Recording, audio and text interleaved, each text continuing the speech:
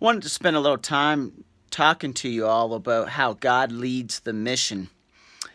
It's kind of about chapter 2 in Kite Lake, which is kind of a section where you can climb 414ers at one time. We were up there with kind of a group of Christians, and while we were there, we met this guy, and he was up there smoking marijuana.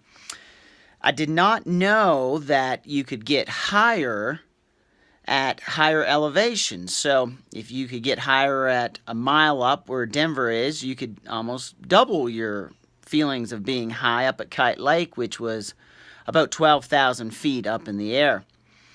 And as we were talking, it was fascinating because we all came together, and he wanted to share marijuana, and we shared with him some Pringles, and we declined the marijuana.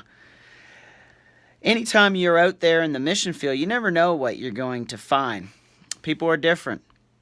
And in our society, we're not all the same anymore. The world of America being a Christian nation, or the majority of your friends having a belief in Christ, that day has passed. And so we need to have kind of new tools, new perspectives on how we can help people find Christ in this culture. Not everybody's like us. Because ultimately God, though, is leading the mission field. And what I mean by that is God picks the people that we need to reach out to. Too many of our churches think that, we're looking for people like us, that look like us, act like us, speak like us, kind of prepackaged Christians. But as this society becomes less and less faithful, you're just going to see people that look completely like the world and really have no commonality with Christians at all. But God still wants those people to be saved. If you look at the book of Acts, you see God leading the mission the entire book.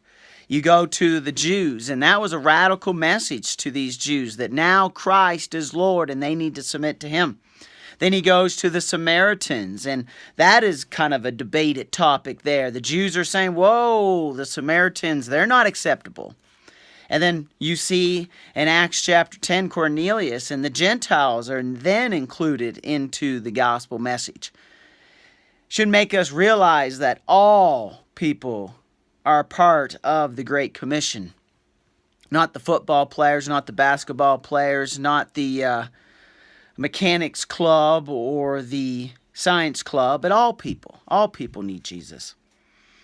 So we got to quit. We got to quit prospecting people, and we need to just listen and see where God is leading us into the mission field.